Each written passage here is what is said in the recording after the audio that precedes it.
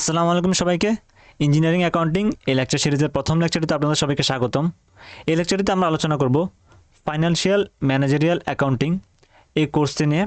তো এই কোর্সটি ইঞ্জিনিয়ারিং ডিপার্টমেন্টগুলোতে করানো হয়, যেমন সিএসসিতে, ত্রিপলিতে এই কোর্সটা আমাদেরকে কমপ্লিট করতে হয়।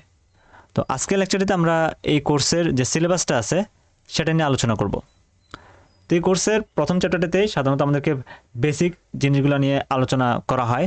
অ্যাকাউন্টিংয়ের যে বেসিক জিনিসগুলো আছে সেগুলো নিয়ে আলোচনা করা হয়, এবং অ্যাকাউন্টিংয়ের যে বেসিক ইকুয়েশনটা আছে অ্যাসেট ইকুয়াল লায়াবিলিটিস প্লাস ওনার সিকিউরিটি, ওই ইকুয়েশনটা নিয়ে আলোচনা করা হয়।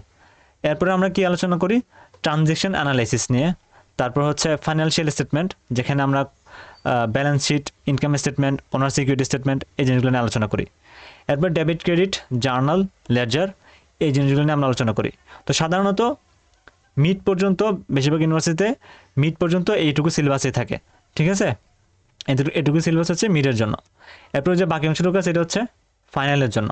তো ফাইনালে কী কী পড়ানো হয়, adjustment entries and trial balance, তারপর হচ্ছে ওয়ার্কশিট, তারপর হচ্ছে কস্ট অফ গুডস, যেখানে আমরা একটা প্রোডাক্ট বানাইতে কত পরিমাণ খরচ হয়েছে না হয়েছে এগুলো নিয়ে আমরা আলোচনা করি।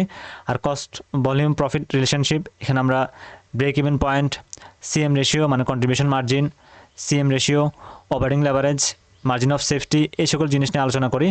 আর লাস্টে আমরা আলোচনা করছি প্রফিট প্ল্যানিং নিয়ে, ঠিক আছে। তো এটা হচ্ছে পুরোটা অ্যাকাউন্টিংয়ের সিলেবাস, ইঞ্জিনিয়ারিং অ্যাকাউন্টিংয়ের সিলেবাস।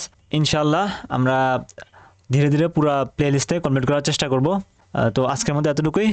আসসালামু আলাইকুম ওয়া রাহমাতুল্লাহি ওয়া বারাকাতুহু।